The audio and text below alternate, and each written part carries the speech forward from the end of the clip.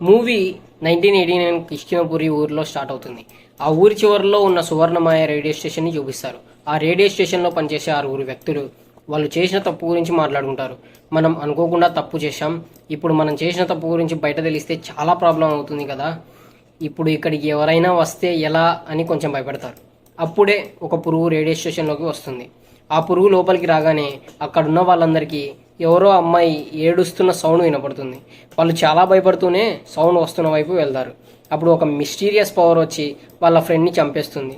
వాడు అలా చనిపోవడం చూసి అందరూ చాలా భయపడి రేడియో స్టేషన్ నుంచి బయటకు వెళ్ళిపోదాం అనుకుంటారు.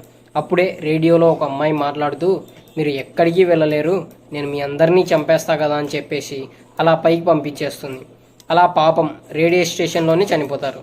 రేడియోలో అమ్మాయి మాట్లాడుతూ, ఎవరికైతే బ్రతుకు మీద ఆశ ఉంటుందో వాళ్ళు బ్రతకడానికి అర్హులే కాదని చెప్పి ఈ కథ ఇంతటితో సమాప్తం అని చెప్పేసి తన రేడియోని ఆఫ్ చేసుకుంటుంది. కట్ చేస్తే చాలా సంవత్సరాల తర్వాత ప్రజెంట్ కిష్కింధపురిని చూపిస్తారు. మన హీరో గోస్ట్ వాకింగ్ టూర్ అనే ఒక టూర్ని కండక్ట్ చేస్తాడు. ఆ టూర్కి ఎవరైనా వెళ్ళొచ్చు. ముఖ్యంగా ఎవరికైతే దయ్యాల మీద చాలా ఇంట్రెస్ట్ ఉంటుందో వాళ్ళు ఆ టూర్కి వెళ్ళవచ్చు. యాక్చువల్గా హీరో రాఘవ ఆ టూర్కి వచ్చిన వాళ్ళందరినీ ఒక దయాల కొంపకి తీసుకెళ్ళి ఆ దయాల కొంప గురించి ఎక్స్ప్లెయిన్ చేస్తుంటాడు. ఇక ఇప్పుడు మురుగన్ ఆత్రేయ అనే 2 లోకో పైలట్స్ని చూపిస్తారు. అదే ట్రైన్ డ్రైవర్స్. వాళ్ళిద్దరూ కూడా హీరో చేసే గోస్ట్ వాకింగ్ టూర్కి వెళ్దాం అనుకుంటారు.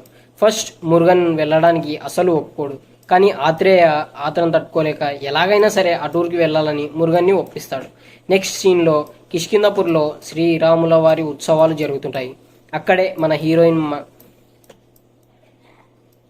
మన హీరోయిన్ మైథిలిని చూపిస్తారు. తను కూడా దేవుడికి మొక్కడంతో అక్కడున్న వాళ్ళందరూ చూసి షాక్ అవుతారు. అదే గోస్ట్ వాకింగ్ టూర్కి వచ్చిన వాళ్ళందరూ చూసి షాక్ అవుతారు. ఏంటి, మీరు దయాల దగ్గరికి తీసుకువెళ్తారు కదా, దేవుడికి మొక్కుతారా అని అడిగితే, అవునండి, దేవుడు ఉన్నాడు కాబట్టే మిమ్మల్ని దయాల దగ్గరికి ధైర్యంగా తీసుకెళ్తున్నానని చెప్తుంది. సరే అండి, గోస్ట్ టూర్కి టైం అయింది, ఇంకెప్పుడు వెళ్దాం అని అడిగితే, కాసేపు ఆగండి, మా ఫ్రెండ్ వస్తాడు, ఆ తర్వాత అందరం కలిసి వెళ్దామని చెప్తుంది. మరొక వైపు అదే జాతరలో ఒక పిల్లవాడు అనుకోకుండా ఒక కోతిని కొట్టడంతో ఆ కోతి వాళ్ళ అమ్మ దగ్గరకు వచ్చి భయపడుతుంది. ఆ కోతి వాళ్ళ అమ్మ వచ్చి ఆ పిల్లాడి వెంట పడుతుంది. ఆ పిల్లవాడు చాలా భయపడిపోయి పరిగెత్తుతూ ఉండగా మన హీరో వచ్చి కాపాడతాడు. ఆ తర్వాత మిగతా కోతులన్నీ వచ్చి జాతరలో రచ్చరచ్చ చేస్తాయి. అప్పుడు అనుకోకుండా ఫైర్ యాక్సిడెంట్ జరగడంతో ఒక కోతి మంటలో చిక్కుకుంటుంది. వెంటనే రాఘవ వెళ్ళి ఆ కోతి పిల్లని సేవ్ చేస్తాడు. ఆ కోతి వాళ్ళ అమ్మ చాలా హ్యాపీగా ఫీల్ అవుతూ అక్కడి నుండి వెళ్ళిపోతాయి. అక్కడే ఉన్న పూజారి రాఘవ దగ్గరికి వచ్చి ఒక కడియం ఇచ్చి తనని ఆశీర్వదిస్తాడు. నెక్స్ట్ సీన్ లో రాఘవ గోస్ట్ వాకింగ్ టూర్ కి వచ్చిన వాళ్ళందరినీ తీసుకొని ఒక హాంటెడ్ ప్లేస్ కి వెళ్తాడు. వాళ్ళందరూ దయ్యం కనిపిస్తుందేమో చాలా క్యూరియాసిటీతో ఉంటారు. రాఘవ వాళ్ళందరినీ కొంచెం భయపెడుతూ సునంద నిలయం లోపలికి తీసుకెళ్తాడు. వాళ్ళ దగ్గర ఒక గోస్ట్ డిటెక్టర్ ఉంటుంది. ఆ డిటెక్టర్ ఆన్ చేయగానే దాంట్లో లైట్ రాగానే ఇంట్లో దయ్యం ఉందని అర్థమవుతుంది. అప్పుడే వాళ్ళకి తెల్ల చీర కట్టుకొని ఒక దయ్యం కనిపిస్తుంది. కానీ రాఘవ ఆ దయ్యాన్ని వెళ్ళిపోమని చెప్పి టూర్కి వచ్చిన వాళ్ళతో మాట్లాడుతూ, నిజానికి ఇంట్లో ఎలాంటి దయ్యం లేదు, దయ్యం ఉన్నట్టుగా మీరందరూ ఇమాజిన్ చేసుకుంటున్నారని చెప్పి మళ్ళీ ఆ ఇంట్లో గోష్ని చూడమంటారు. కానీ ఎవరికి కనిపించదు. ఇది ఒక వింత మాయతో కూడుకున్న ఇల్లు, సునంద నిలయం అని ఆ నిలయం గురించి చెప్తూ ఉంటాడు. ఇంకా లోపలికి తీసుకెళ్తాడు. లోపల ఒక మంచాన్ని రిమోట్తో కంట్రోల్ చేసి ఆ మంచాన్ని పైకి లేపి వాళ్ళందరినీ భయపెడతాడు. అక్కడే ఉన్న విహారికి కొంచెం విచిత్రంగా అనిపిస్తుంది. ఎందుకంటే అతను లాస్ట్ టైం కూడా ఇదే హాంటెడ్ హౌస్కి వస్తాడు. లాస్ట్ టైం వచ్చినప్పుడు రాఘవ వేరే కథ చెప్పి ఉంటాడు, ఇప్పుడు వేరే కథ చెప్తాడు. దాంతో విహారికి అసలు ఏమీ అర్థం కాదు. అప్పుడే దయ్యం కనిపించడంతో విహారీ అక్కడి నుండి బయటికి వచ్చేస్తాడు. ఆ తర్వాత రాఘవ వాళ్ళందరినీ తీసుకుని అక్కడి నుండి వెళ్ళిపోతాడు. యాక్చువల్ గా ఇలా గోస్ట్ వాకింగ్ టూర్ అని చెప్పేసి ముందుగానే అన్ని రెడీ చేసుకుని వాళ్ళని కావాలని భయపెడతాడు. ఎందుకంటే రియల్ లైఫ్ లో దయ్యాలు ఉండవు కదా, సో వాళ్ళకి దయ్యాల మీద ఉన్న భయం పోగొట్టడానికి ఇలా చేస్తుంటాడు. ఇక మైథిలి విషయానికి వస్తే తను రాఘవతోనే ఉంటుంది. కానీ వాళ్ళిద్దరికి మ్యారేజ్ అయ్యి ఉందో లివింగ్ రిలేషన్షిప్ లో ఉన్నారో మనకైతే చూపించరు. సో నెక్స్ట్ డే మళ్ళీ గోస్ట్ వాకింగ్ కండక్ట్ చేస్తారు. ఈసారి మరొక పర్సన్ వచ్చి ఆ టూర్ లో జాయిన్ అవుతాడు. 1 year బ్యాక్ తన భార్య చనిపోయింది. సో దయాలు నిజంగా ఉంటే తను తన భార్యని కనిపెట్టి మాట్లాడాలని అనుకుంటాడు. దానికి వాళ్ళందరూ అతని వైపు చూసి, నీకేదో పిచ్చి పట్టిందిరా అన్నట్టు వాడి వైపు చూస్తారు. ఆ తర్వాత వాళ్ళందరూ కలిసి ఒక హాంటెడ్ హౌస్ సెలెక్ట్ చేసుకుంటారు. మొత్తం అక్కడ ఒక పాట్ పెట్టి అందులో కిష్కింధపూర్లో ఉన్న ఏరియాలన్నీ అక్కడ పెడతారు. ఆ పాట్లో సువర్ణమాయ రేడియో స్టేషన్ అనే చీటీ వస్తుంది. సో ఆ చీటీ సెలెక్ట్ చేసుకొని అందరూ కలిసి సువర్ణమాయ రేడియో స్టేషన్కి వెళ్తారు. వాళ్ళతో పాటు ఒక చిన్న పిల్ల కూడా వెళ్తుంది. ఆ చిన్న పిల్ల రాఘవ వాళ్ళ పక్కింట్లో ఉంటుంది. వాళ్ళ పేరెంట్స్ ఇంట్లో లేకపోవడంతో రాఘవతో పాటు వచ్చేస్తుంది. రాఘవ వాళ్ళందరినీ రేడియో స్టేషన్ దగ్గరికి తీసుకువచ్చి మళ్ళీ భయపెడుతూ ఉంటాడు, వింత వింత కథలన్నీ చెప్పి. చూడండి, ఈ రోజు నుంచి మీకు దయ్యం పేరు చెప్తేనే భయపడిపోతారు, ఎందుకంటే ఈ రోజు నేను మీకు దయ్యాన్ని చూపిస్తాను అని చెప్పి వెహికల్ని బయట పార్క్ చేసి డోర్ దగ్గరికి వెళ్తాడు. అక్కడ డోర్కి చాలా పూజలు చేసి మంత్రాలు తాయెత్తులు అన్ని కట్టేసి పగడ్బందీగా క్లోజ్ చేసి ఉంటారు. రాఘవ ఆ డోర్ దగ్గరికి వెళ్ళి అక్కడ ఉన్న లాగ్ ని ముట్టుకోగానే రైల్వే ట్రాక్ పై ఒక ఆత్మ చాలా హ్యాపీగా ఫీల్ అవుతూ నవ్వుతూ సంతోషంగా ఉంటుంది. రాఘవ పక్కనే ఉన్న త్రిశూలంతో అక్కడ ఉన్న లాగ్ ని పగలగొట్టి డోర్ ని ఓపెన్ చేసి అందరినీ లోపలికి తీసుకెళ్తాడు. ఇక టూర్కి వచ్చిన వాళ్ళందరూ ఒకరి తర్వాత ఒకరు ఇంట్లోకి వెళ్లి ఇల్లు మొత్తం చూస్తుంటారు. అప్పుడే సువర్ణమాయ గురించి చెప్తూ, చూడండి మై డియర్ ఫ్రెండ్స్, సువర్ణమాయ అంటే వేరు కాదు, సువర్ణ మాయ అనే ఇద్దరు అమ్మాయిలు ఉండేవారు, వాళ్ళిద్దరు ట్విన్స్ అని చెప్పి అక్కడ ఉన్న వాళ్ళందరినీ ఎర్రిపప్పల్ని చేస్తాడు. ఎందుకంటే రాఘవ చెప్పేది అక్కడున్న విహారీ తప్ప అందరూ నమ్మేస్తారు. యాక్చువల్ గా రాఘవ ప్రతిసారి ఏదో కొత్త కథ చెప్పడంతో విహారికి డౌట్స్ మీద డౌట్స్ వస్తూనే ఉంటాయి. అలాగే దయ్యాలు ఏమీ లేవు పోరా, వీళ్ళంతా కామెడీ చేస్తున్నారని విహారీకి అర్థమవుతుంది. అందుకే రాఘవ దగ్గరికి వచ్చి నిజమైన దయ్యం ఉంటే చూపించమని అడుగుతాడు. అప్పుడు మైథిలి, నిజమైన దయ్యం ఉంటే ఎందుకు కనిపిస్తుంది చెప్పండి, యాక్చువల్గా ఇది రేడియో స్టేషన్ కాబట్టి దయ్యం రేడియోలో ఉంది అని చెప్తుంది. అవునా, అయితే రేడియో ఆన్ చేయమని చెప్తారు. కానీ రాఘవకి రేడియోని ఎలా ఆన్ చేయాలో తెలీదు, ఎందుకంటే రేడియో పాతది కదా, ఇప్పుడు వర్క్ చేయదని అతనికి తెలుసు. కాబట్టి ఇప్పుడు వాళ్ళని నమ్మించడానికి ఏం చేయాలో అర్థం కాక రేడియో దగ్గరికి వెళ్ళి ఆన్ చేయడానికి ట్రై చేస్తాడు. రేడియో స్టేషన్లో ఉన్న బటన్స్ అన్నీ ఆన్ చేసి రెస్పాన్స్ కోసం ట్రై చేస్తాడు. కానీ ఎలాంటి రెస్పాన్స్ రాకపోవడంతో ఇదంతా ఫేక్ అనుకొని అందరూ అక్కడి నుంచి వెళ్ళిపోదాం అనుకుంటారు. బట్ అప్పుడే ఇంట్లో ఉన్న లైట్లన్నీ ఆన్ ఆఫ్ అవుతాయి. అలాగే రేడియోలో వాళ్ళకి ఒక అమ్మాయి వాయిస్ వినిపిస్తుంది. తను ఏంటంటుంది అంటే, నేను చాలా కాలం తర్వాత విడుదలయ్యాను, నేను విడుదల కావడానికి దేవుడు కూడా నాకు హెల్ప్ చేశాడని చాలా హ్యాపీగా ఫీల్ అవుతున్నాను అంటుంది. ఇదంతా చూస్తున్న వాళ్ళకి అసలు ఏమీ అర్థం కాదు. అసలు ఎవరు మాట్లాడుతున్నారో, ఎక్కడి నుంచి మాట్లాడుతున్నారు వాళ్ళకి అర్థం కాక చాలా భయపడిపోతూ ఆ ఇంట్లో నుంచి బయటకు వెళ్ళిపోదాం అనుకుంటారు. బట్ అక్కడ ఉన్న ఆత్మ వస్తువులన్నీ పగలగొడుతూ అందరినీ భయపెడుతుంది. హీరోకి అసలు ఏం జరుగుతుందో అర్థం కాదు. వెంటనే మైథిలిని అలాగే మిగతా వారిని బయటికి పంపించేసి అక్కడ ఉన్న ఒక డోర్ని ఓపెన్ చేద్దాం అనుకుంటాడు. బట్ బయట మైథిలి గట్టిగా అరవడంతో పరిగెత్తుకుంటూ బయటికి వచ్చి చూస్తే బయట వాళ్ళు తీసుకొచ్చిన వ్యాన్ కాలిపోతుంది. అప్పుడే రేడియో స్టేషన్లో డోర్లు కూడా ఆటోమేటిక్గా క్లోజ్ అవుతాయి. అలాగే ఆ దయ్యం వాళ్ళందరికీ వార్నింగ్ ఇస్తూ, మీరు నా రేడియో స్టేషన్కి వచ్చారు కాబట్టి ఇప్పుడు మిమ్మల్ని పైకి పంపించే కార్యక్రమాన్ని స్టార్ట్ చేస్తున్నాను, ఒక్కడిని కూడా వదిలిపెట్టను, అందరినీ లేపేస్తానని చెప్తుంది. రాఘవ ఆ అమ్మాయి సౌండ్ ఎక్కడి నుంచి వస్తుందో తెలుసుకుందామని లోపలికి వెళ్దాం అనుకుంటాడు. కానీ మైథిలి ఈరోజు వద్దు, తర్వాత చూద్దామని చెప్తుంది. ఇక అలా వెహికల్ కాలిపోవడంతో వాళ్ళకి ఏం చేయాలో తెలియక పక్కన ఉన్న ఒక ఊరికి వెళ్తారు. నెక్స్ట్ డే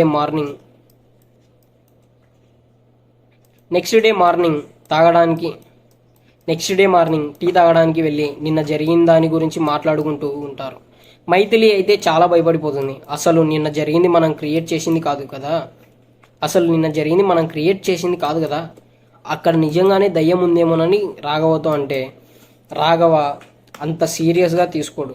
నిజంగా అక్కడ దయ్యం ఉంటే చాలా హ్యాపీ కదా, వాళ్ళకి ఒక మంచి ఎక్స్పీరియన్స్ కలుగుతుంది, అలాగే నిజమైన దయ్యాన్ని చూసే భాగ్యం కలిగిందని చెప్తాడు.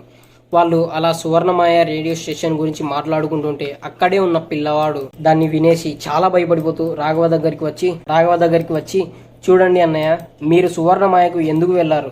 వెంటనే మీరు ఇంటికి వెళ్ళి పసుపు నీళ్లతో స్నానం చేసి మీరు ఏ బట్టలు అయితే వేసుకున్నారో వాటిని పూర్తిగా కాల్చేసి దిష్టి తీయించుకోమని చెప్తాడు.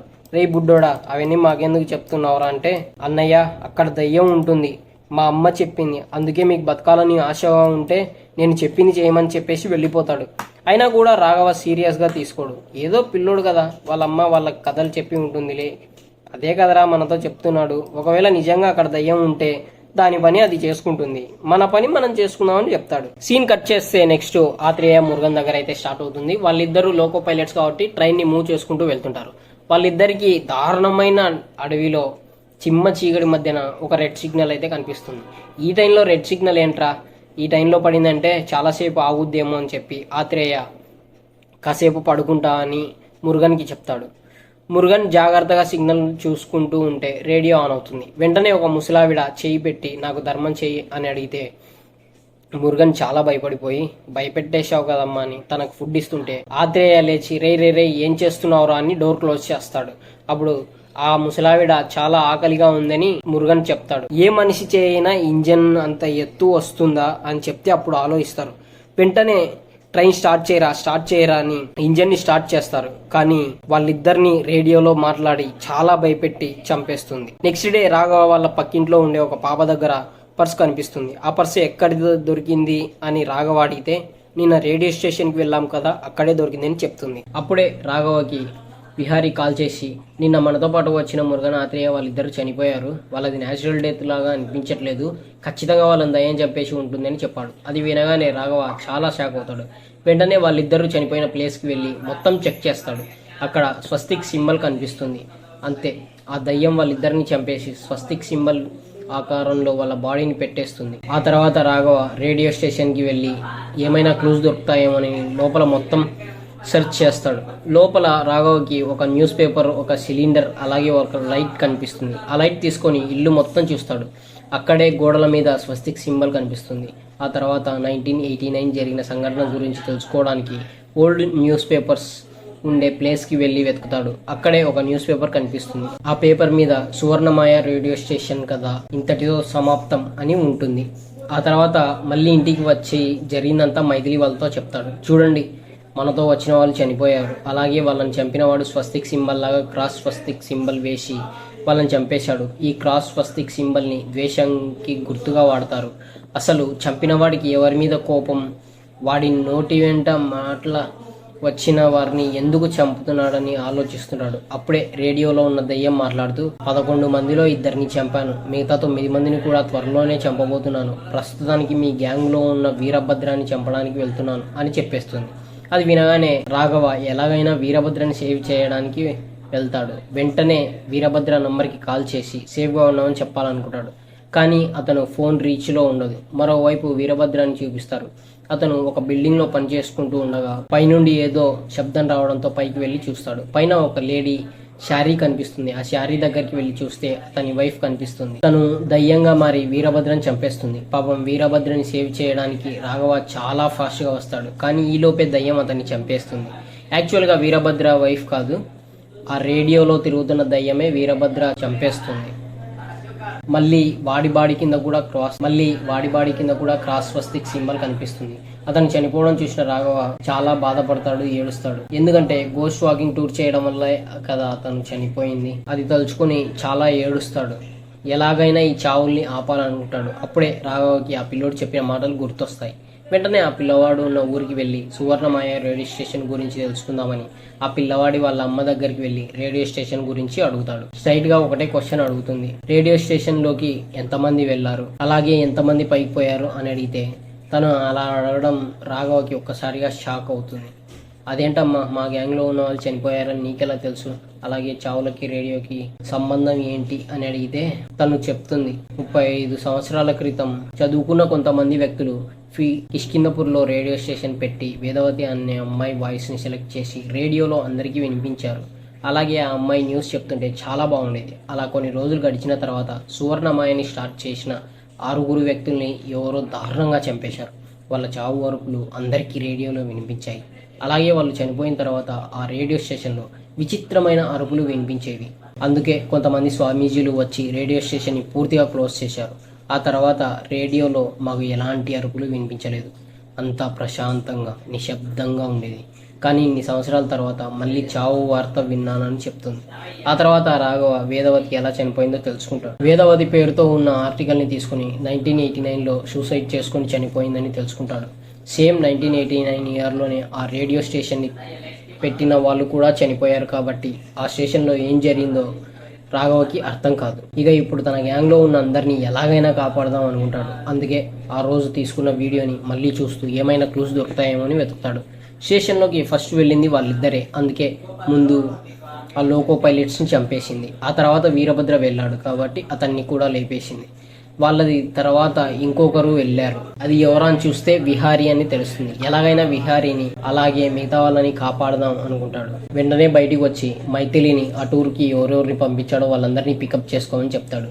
ఆ తర్వాత మళ్ళీ వీడియోను బాగా చెక్ చేస్తాడు. ఎందుకంటే ముందు చూసిన వీడియోలో ఆ చిన్న పాప మోక్ష కనిపించదు. వెంటనే ఆ వీడియోని జూమ్ చేసి చూస్తే విహారీ కంటే ముందే ఆ పాప ఇంట్లోకి అడుగుపెట్టింది. మోక్ష విహారీ కంటే ముందే రేడియో స్టేషన్కి వెళ్ళిందని తెలియగానే వెంటనే మోక్షని కాపాడటానికి తన ఇంటి దగ్గరికి వెళ్తాడు. ఇటువైపు నిజంగానే మోక్షని ఆ దయ్యం భయపెడుతూ ఉంటుంది. రాఘవ వచ్చి చూసేసరికి మోక్ష గాల్లో తేలుతుంటుంది. సో ఎలాగైనా మోక్షని సేవ్ చేయడానికి ఒక పెద్ద స్టంట్ వేసి డోర్ ని పగలగొట్టుకొని మోక్షాన్ని కాపాడతాడు. అలాగే నిన్ను చంపడానికి వచ్చిన వ్యక్తి మొహం చూశావా అని అడిగితే అవును చూశానని చెప్తుంది. అవునా, తను ఎలా ఉంటుంది అని అడిగితే మోక్ష చెప్తుంది. తను చెప్పింది వినగానే రాఘవ షాక్ అవుతాడు. వెంటనే మైథిలికి కాల్ చేసి అందరిని తీసుకొని రేడియో స్టేషన్కి రమ్మని చెప్తాడు. ఏంటి రాఘవ మళ్ళీ రేడియో స్టేషన్కి ఎందుకు, ఈసారి అందరం చనిపోతాం కదా అని అంటే అదేం లేదు నువ్వు తీసుకొని రమ్మని చెప్తాడు. తను రాఘవ చెప్పినట్టే అందరినీ తీసుకుని రేడియో స్టేషన్కి వస్తుంది. ఆ టూర్కి వచ్చిన వాళ్ళందరి దగ్గర ఒక రేడియో ఉంటుంది.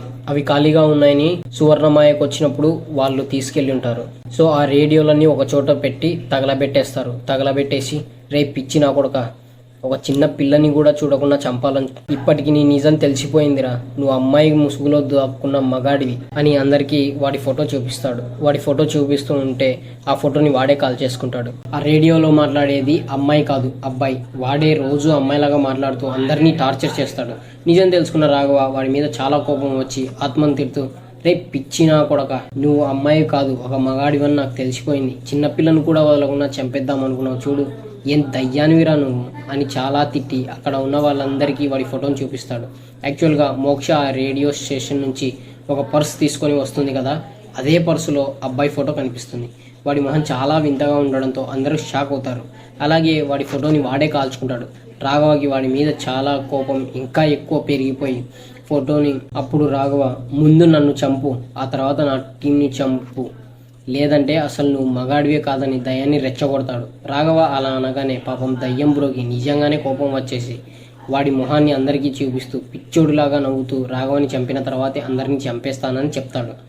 వాడు చెప్పింది విన్నాక అందరూ చాలా భయపడిపోయి రాఘవని తిట్టుకుంటారు. ఎందుకంటే గోస్ట్ వాకింగ్ టూర్ చెప్పేసి నిజమైన దయాన్ని చూపించేసరికి అందరికీ బతకాలని ఆశ పుడుతుంది.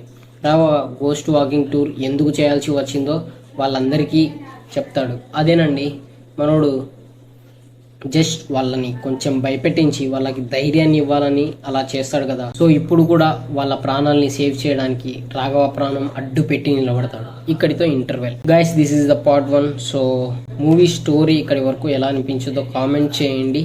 అట్లీస్ట్ 3 కామెంట్స్ వచ్చినా కూడా పార్ట్ 2 చేసేస్తా గైస్. ఎందుకంటే నాకున్న రీచ్కి ఒక కామెంట్ రావడమే గొప్ప విషయం.